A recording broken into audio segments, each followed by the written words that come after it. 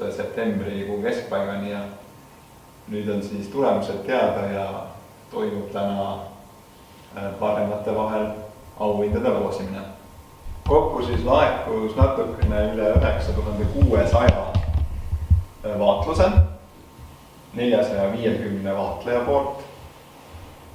Ja nüüd nende vahel, kelle vahel jääb siis loos välja jagamisele, siis neid oli, kes said 100 liiki või siis koos 2 punkti liikidega 100 vaatluspunkti kokku, 21 vaatlejat ja 3 võistkonda.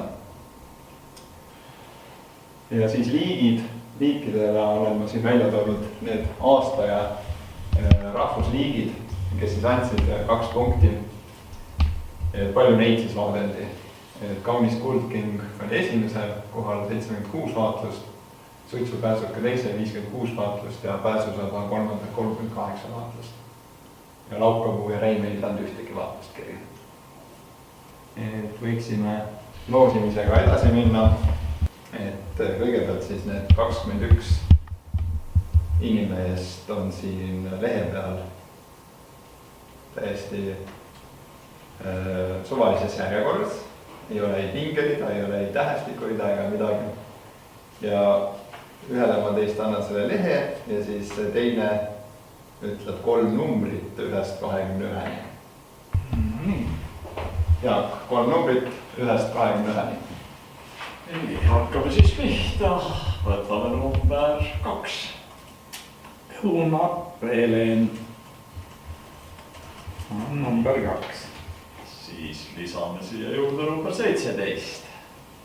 17. Lutt Jaan.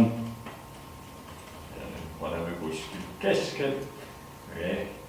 11. Rannu Märten. Teeme selle võistkonnaga ka, et ma nüüd selle teistpidi. Nüüd on 1 number ja... Ei, ma juba nägin. Assa räägid 1, 2, 3. Nii, aga... Jätku Piret siis, jah? Piret siis ütleb. 1-3. 2. Georg Judov. Suur tänu kõigile osalemast. Loodan, et te jätkate vaatlemisi ja nende vaatluste kirjapanemisi. Ja jätkate sama hoogsalt siis looduse jälgimist. Aitäh teile!